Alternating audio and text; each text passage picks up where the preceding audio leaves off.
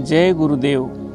तिन्ही देवाचे विश्राम धाम, आमुचे गुह्य रूप परम, तयाचे सत्य सृष्टिकर्म, करीती देव आनंदे.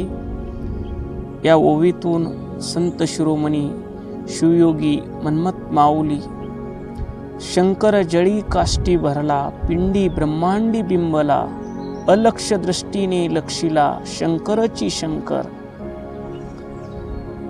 या परमात्म्याच्या व्यापक तत्वाचे, या विश्वाला आधार असलेलं चैतन्य आणि आपल्या देहाला, पिंडाला आणि ब्रह्मांडाला आधार असलेलं चैतन्य एकच असून त्याच्या सत्तेने या देहाचाही व्यवहार चालतो आणि विश्वाचाही व्यवहार चालतो, हे या ओवीतून सांगत आहेत. प्रथम या ओवीचा आपण सरळ भावार्थ पाहू. तिन्ही देवाचे विश्रामधाम. परमात्मा ज्यावेळेस संकल्प करतो की मला विश्वरूप व्हायचं आहे, विश्वनिर्मिती करायची आहे, त्यावेळेस तो त्याच्या विमर्श शक्तीने रजोगुणात येतो आणि विश्वाची निर्मिती करतो. त्यावेळेस त्या देवतेला आपण ब्रह्मदेव म्हणतो आणि या निर्माण केलेल्या विश्वाचं पालन पोषण करण्यासाठी तो परमात्मा सत्वगुणात येऊन कार्य करू लागतो. त्या देवतेला आपण विष्णुदेव म्हणतो आणि तोच परमात्मा या सृष्टीचा, पिंडाचा, ब्रह्मांडाचा लय करतो. त्यावेळेस त्याला महेश म्हणतात, शंकर म्हणतात. आणि असा परमात्मा जेथे विश्राम करतो ते आमचे आत्मस्वरूप आहे म्हणतात.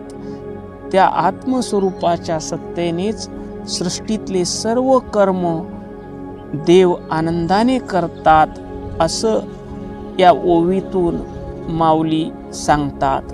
आता आपण या ओवीला समजून घेऊ. तिन्ही देवाचे विश्रामधाम. अध्यात्मामध्ये 3 या आकड्याला विशेष महत्त्व आहे. येथे 3 देव म्हणजे ब्रह्मा विष्णू महेशच नव्हेत, तर आपल्या अस्तित्वाचे 3 स्तर आहेत. अवस्था, जागृत अवस्था, स्वप्न अवस्था आणि सुषुप्ती अवस्था. प्रकृतीचे 3 गुण, सत्व, रज आणि तम. काळ, भूतकाळ, वर्तमान काळ आणि भविष्यकाळ, हे 3 आहेत. साधक ज्यावेळेस सद्गुरूला शरण जातो आणि सद्गुरूची सेवा करता करता सद्गुरूच्या मुखातून निघणारी अमृतवाणी श्रवण करता करता त्याचं अंतकरण शुद्ध होतं. शुद्ध अंतकरण झाल्यानंतर सद्गुरुनाथ बोध करतात. गुरु माऊली म्हणायचे, ज्यावेळेस साधकाचं अंतकरण शुद्ध होतं त्यावेळेस गुरुनं केलेल्या संकेतावरून त्याला स्वस्वरूपाची अनुभूती येते. हे उदाहरण सांगताना गुरु महाराज म्हणतात, एका साधकानं सद्गुरूच्या चरणी नमस्कार केला, अंतकरण शुद्ध झालेलं होतं आणि नमस्कार करून तो उठला. गुरुनं जाणलं, त्याचा भावार्थ जाणला, याचं अंतकरण शुद्ध झालेलं आहे, याला उपदेश द्यायची वेळ आलेली आहे. आणि सद्गुरुनाथाने 2 बोट वर केले आणि शिष्याला संकेत दिला आणि दुसरं बोट खाली केलं आणि एकच बोट उभं ठेवलं. त्यावेळेस शिष्य कृतार्थ झाला. त्याच्या डोळ्यातून आनंद अश्रू वाहू लागले. गुरु महाराज, तुमच्या अनुग्रहानं कृतार्थ झालो, मला माझ्या स्वस्वरूपाची अनुभूती आली आहे. त्यावेळेस शिष्याला गुरु महाराजांना विचारलं, तुला काय कळालं? गुरु महाराज, तुम्ही 2 बोट वरी केल्यात आणि मला संकेत दिलात, एक ब्रह्म आहे आणि दुसरी माया आहे. एक तू चैतन्य स्वरूप आहेस आणि तुझा देह आणि हे विश्व ही माया आहे. ज्या वेळेस तुम्ही एक बोट खाली केलं त्यावेळेस तुम्ही संकेत दिला, मायेचा पडदा, अज्ञानाचा पडदा हटल्यानंतर केवळ उरतं ते ब्रह्मस्वरूप. आणि तो ब्रह्म मीच आहे. विश्वामध्ये भरलेलं चैतन्य मीच आहे. विश्वरूपानं नटलेला परमात्मा मीच आहे. गुरु महाराज आत्मस्वरूपानं आपण दोघे एकच आहोत. देहरूपानं तुम्ही माझे गुरु आहात, मी तुमचा शिष्य आहे, असं तो शिष्य गुरु महाराजाला सांगू लागला. जेव्हा साधक गुरु कृपेने या स्तरावर पोहोचतो तेव्हा भूत भविष्य वर्तमान काळ हे तिन्ही काळ त्याच्यासाठी थांबतात.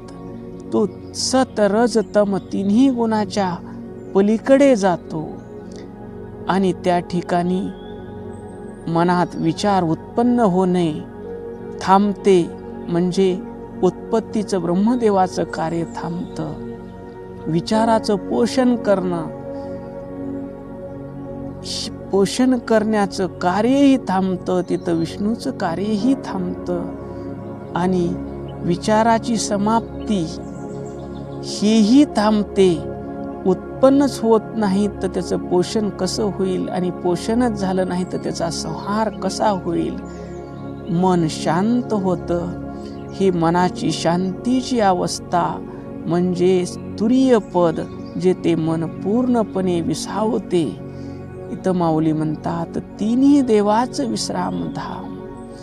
विचाराची उत्पत्ती, विचाराचं पोषण आणि विचाराचा संहार जे ते होतो आणि अगाध शांत स्वरूपाची अनुभूती येते, ते विश्रामधाम आहे.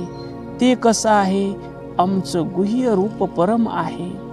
येथे अमुचे हा शब्द अहंकारवाचक नाही, तर तो समष्टी वाचक आहे. आपले खरं रूप हे हाडामासाचा देह नसून परम म्हणजे अत्यंत सूक्ष्म आणि व्यापक आहे. ते गुपित आहे म्हणतात, गुह्य आहे, कारण आपण त्याला बाहेर शोधतो, पण तो पाहणाऱ्याच्याही आत लपलेला आहे. जसा डोळा जग पाहतो पण स्वतःला पाहू शकत नाही, तसं आत्मा विश्वाला जाणतो पण स्वतःविषयी होऊ शकत नाही. म्हणून तो परम रूप आहे, तो अविनाशी आहे. तयाच्या सत्ते सृष्टीकर्म अद्वैत सत्ता. येथे सत्ता म्हणजे कोणी राजा नाही हुकूम देणारा, आणि हुकूम ऐकणारे कोणी सैनिक नाहीत. इथं सत्ता म्हणजे अधिष्ठान आहे.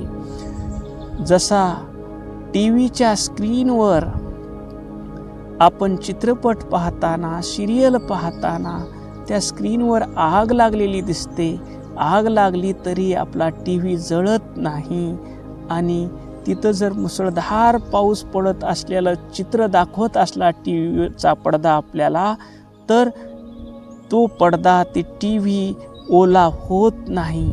कारण तो टीव्हीची स्क्रीन, तो टीव्हीचा पडदा असल्याशिवाय तिथं आपण चित्रपट पाहू शकत नाही. जसं त्या चित्रपटाचा आधार टीव्हीचा पडदा आहे, तसं या सृष्टीचा आधार, या देहाचा आधार हा आपला आत्मा आहे, चैतन्य आहे.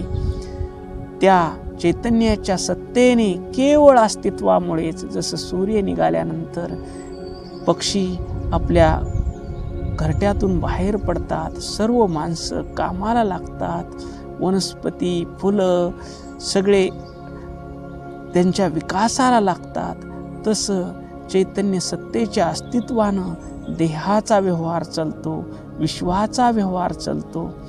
आपल्या चैतन्याच्या अस्तित्वामुळेच बुद्धीला समजते, प्राणाला गती मिळते, इंद्रिये विषय ग्रहण करतात. त्या सत्तेशिवाय सृष्टीचं पानही हलत नाही. पण सर्व त्याचे सत्ते परी तो वेगळा, मळ त्या निर्मळा लागी नाही, असा तो आपला आत्मा करीती देव आनंदे. जेव्हा मी करता आहे हा भ्रम निघून जातो, त्यावेळेस खरा आनंद प्रगट होतो. येथे देव म्हणजे स्वर्गातील देवता नव्हे, तर ज्याने स्वतःचे आत्मतत्व ओळखले आहे असा ज्ञानी, असा पुरुष ज्यावेळेस सृष्टीत वावरतो, तेव्हा त्याच्यासाठी प्रत्येक कर्म हे आनंदरूप असते. तो जे काही करतो ते त्या मूळ सत्तेचा विलास असतो. यालाच सहज समाधी म्हणतात, जिथे वागणे, बोलणे आणि जगणे हेच एक भजन होऊन जाते. या ओळीतून माऊली सांगतात, तू स्वतःच ते केंद्र आहेस, जेथे विश्वाच्या सर्व शक्ती विसावतात. तुझी खरी ओळख त्या गुह्य चैतन्याशी आहे. जेव्हा तू तुझा मीपणा सद्गुरूच्या चरणी अर्पण करशील, अंतकरण शुद्ध होईल तुझं, त्यावेळेस तू त्या अथांग सत्तेचा एक भाग होशील. तुझे जीवन एक आनंदी खेळ होऊन जाईल, लीला होऊन जाईल. असं या ओवीतून संत शिरोमणी शिवयोगी मन्मथ माऊली आपल्याला सांगतात. ओम शांती शांती शांती.